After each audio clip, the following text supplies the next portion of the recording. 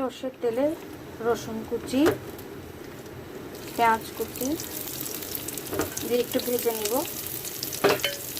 দিয়ে দিব হাফ চামচ পরিমাণ হলুদের গুঁড়ো, হাফ চামচ থেকে কম লাল মরিচের গুঁড়ো, স্বাদ মতো লবণ, কেটে রাখা বেগুন দিয়ে একটু মিশিয়ে নিব।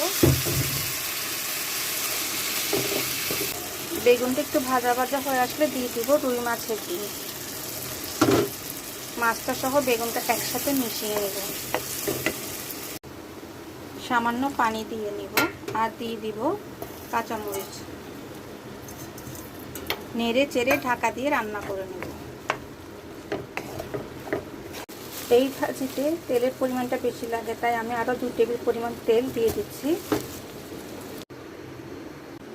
তো 7 থেকে 8 মিনিট আমি এটা মিডিয়াম লো ফ্লেমে বসিয়ে রান্না করে নিয়েছি, মানে ভাজি করে নিয়েছি। তো হয়ে গিয়েছে দারুণ মজার রুই মাছের ডিম দিয়ে বেগুন ভাজা।